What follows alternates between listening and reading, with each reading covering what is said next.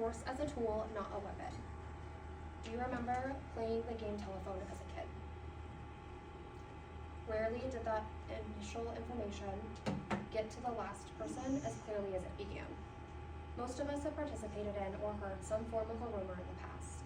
Those rumors typically start with a sliver of truth and turn into something pretty far from it.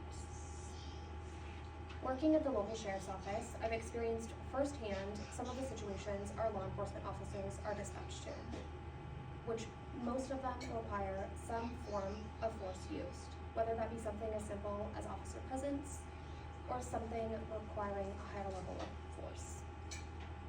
The use of force does not equate police brutality.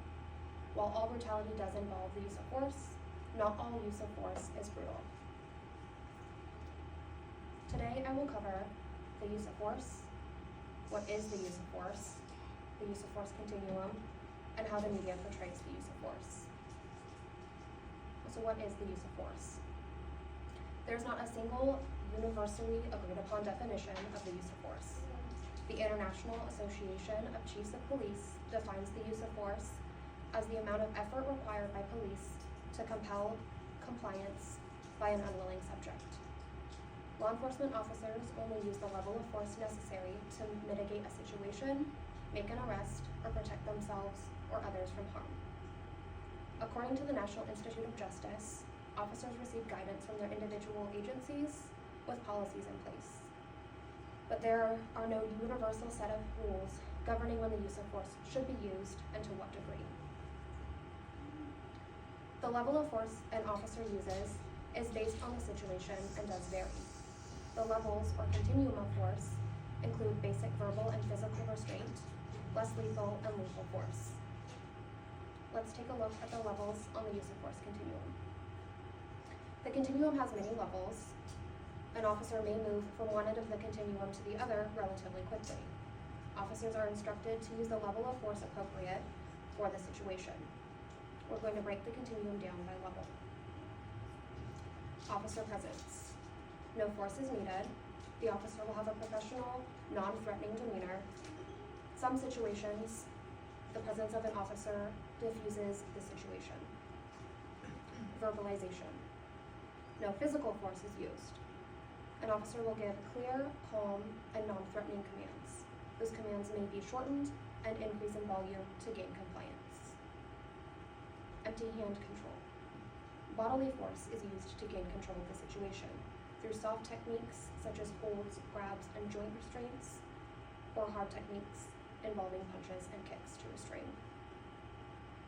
Less lethal methods, such as blunt impact, like batons and projectiles, chemical methods like pepper spray, or conducted energy devices, CEDs, such as tasers, discharge a high voltage, low amperage jolt of electricity at a distance. Officers may use the CEDs to immobilize an individual. Lethal force. Lethal force is used to gain control of a situation. Deadly weapons are used to stop a suspect's actions. Law enforcement officers should only use deadly force when a suspect poses a serious threat of injury or death to the officers or others.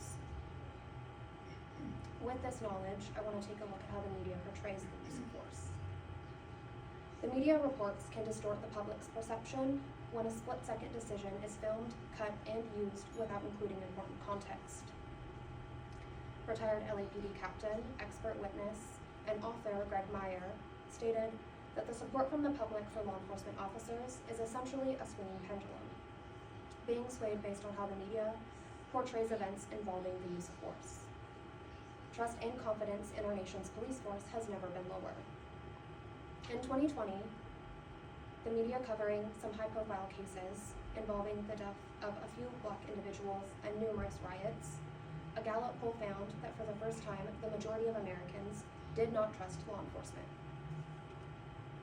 According to the American Cornerstone Institute, confidence in police, which in the past has been nearly 64% of Americans, has fallen to around 48%, the lowest it's been in 27 years of collecting polls. Those reviews have also shown that there is a growing concern around racial bias in policing, with 2/3 of Americans believing that police treat Black people less fairly than they treat white. While there tends to be a divided opinion on the use of force by law enforcement officers, with this information in mind, I'd hope that we can form our opinions based on fact versus bold headlines. The level of force used by law enforcement officers is necessary to get individuals to comply and does vary based on the situation, while police brutality uses an unnecessary level of force for the situation at hand. The continuum outlines the level of force by severity that an officer may use in a specific situation. While it is more interesting to read articles with gripping headlines versus simple ones, also be mindful that you may not have all of the information. Let's remember that there are faces behind that force that are not only trying to keep you safe, they also want to go home at the end of the day.